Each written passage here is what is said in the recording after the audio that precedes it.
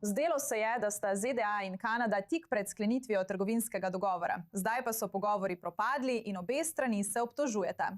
Kanadski premier Mark Carney pravi, da je Washington zahteval preveč in ponudil premalo. Medtem predsednik Trump obtožuje Kanado, da želi koristi, kot jih imajo ameriške zvezne države, ne da bi to dejansko bila. Kanada se zdaj pripravlja na povračilne ukrepe v enaki vrednosti proti novim 50-odstotnim carinam. ZDA na $20 milijard kanadskega blaga.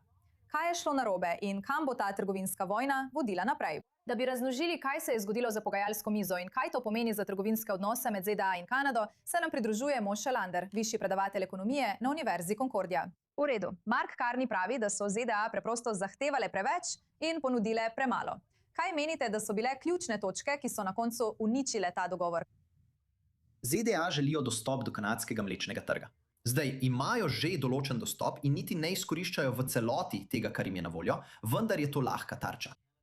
Kanada ima sistem uravnavanja ponudbe, ki skuša zaščititi svoje kmete pred konkurenco. Trumpu ta ideja ni všeč in jo uporablja kot izgovor, da upraviči carine. Kanada je kot odgovor na prejšnje ameriške pritiske in carine prepovedala prodajo ameriškega alkohola na kanadskih policah.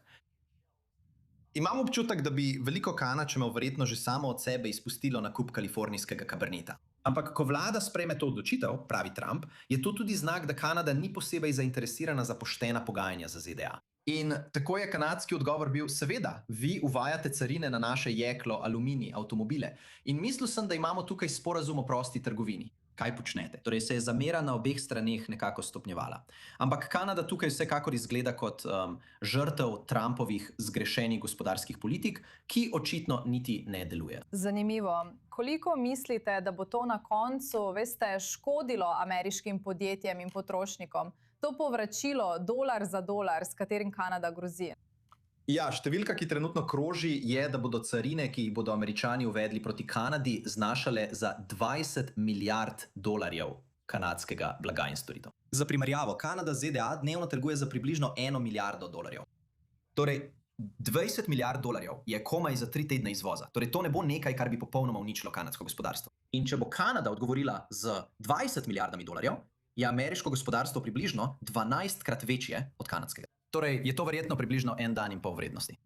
Torej, ne govorimo o nečem prelomnem, ampak gre za simbolno gesto, s katero želi Kanada Američanom pokazati, da znotraj prostotrgovinskega sporazuma ne moreš uvajati carin na države, s katerimi imaš prostotrgovinski sporazum. Kanada bo prav tako želela Američanom poudariti, da mislim, da 37 ameriških zveznih držav meni, da je Kanada njihov največji trgovinski partner. In vseh 50 zveznih držav pravi, da je Kanada med 3 največjimi trgovinskimi partnerji za vsako od teh držav. Torej, izguba kanadskih strank ni nekaj, kar bi lahko preprosto zamahnili z roko in rekli, bomo pa našli drugje. ZDA resnično potrebujejo Kanado, kljub Trumpovim izjavam, da Kanade ne potrebujejo za nič. In Kanada zagotovo potrebuje ZDA. To je največje gospodarstvo na svetu in je v naši neposredni bližini. No, veste, Trump že stopnjuje svojo retoriko. To ni presenečenje. Ali vidite možnost za vrnitev k pogajanjem, ali pa nas čaka veliko globlja in daljša trgovinska vojna med ZDA in Kanado? Mislim, da Kanačani odštevajo dneve in pravijo, da je do konca Trumpovega predsedniškega mandata ostalo še približno 1000 dni. Na to pa bo morda priložnost, da poskusimo stvari popraviti.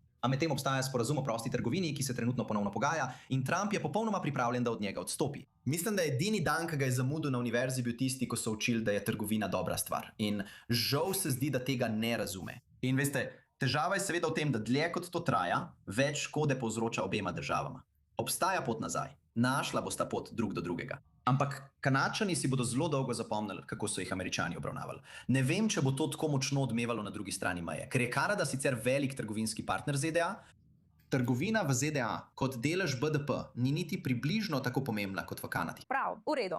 No, rada bi se zdaj posvetila ameriškemu gospodarskemu položaju. Ostanite z nami. Ameriški dolg je pravkar dosegel osupljiv nov mejnik $40 bilijonov.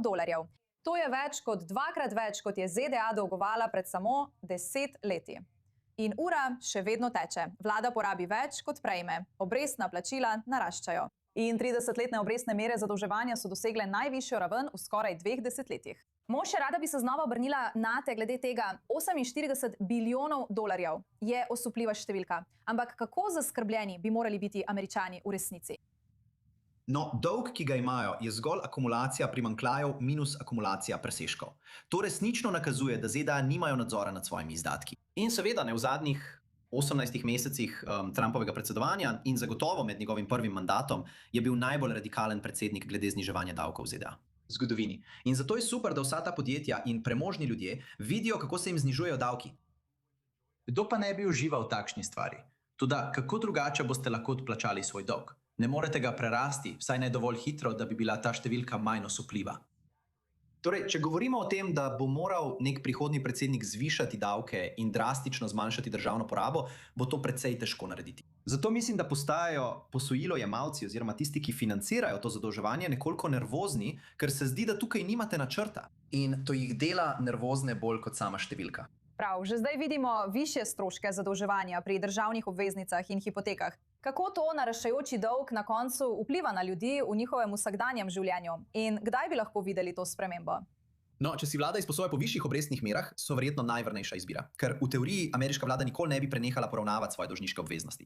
Zdaj pustimo ob strani dejavnik Trump v tej izjavi, ampak v teoriji ameriška vlada nikoli ne bi prenehala poravnavati svoje dolžniške obveznosti. To pomeni, da bodo vsi ostali, podjetja, posamezniki ali kdorkoli drug, morali izposojati denar po višjih obrestnih merah, ker imajo možnost, da ne odplačajo dolga. In nimajo tako bogate zgodovine, kot jo ima ameriška vlada kot hrbtenica mednarodnih financ. To pomeni, da bodo vsi, ki imajo hipotekarne kredite, kreditne linije, študentska posojila ali avtomobilska posojila, imeli višje obrestne mere, kot bi jih sicer. In ko vse več Američanov začenja čutiti pritisk življenjskih stroškov in vprašanj cenovne dostopnosti, bo to začelo zavzemati vse večji del njihovega proračuna. Drugi vidik, ki bi se ga morali zavedati, pa je, da tudi če danes še ne čutijo pritiska, prihaja čas, ko se bodo morali njihovi davki zvišati ali pa se bo moral znesek denarja, ki ga vlada porabi za njihovo podporo, močno zmanjšati.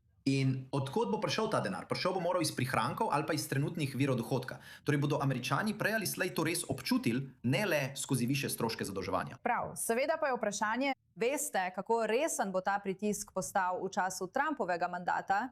Lahko bi rekli, ali se bo ta pritisk prenesel v naslednje predsedniško obdobje in bo moral naslednji predsednik reševati posledice vsega tega. V redu, kar nadaljujte. To je odlična ideja, oprostite. Ne, želela sem slišati tvojo zadnjo misel o tem, preden gremo naprej. Hotel sem samo reči, da je to vloga vsakega predsednika, da pustiš nered, ki ga mora nekdo drug počistiti. Prevzameš zasluge, ko gre vse po tvoje, in kriviš nekoga drugega, ko gre kaj narobe. To je dobra politika, ni pa nujno dobra ekonomija.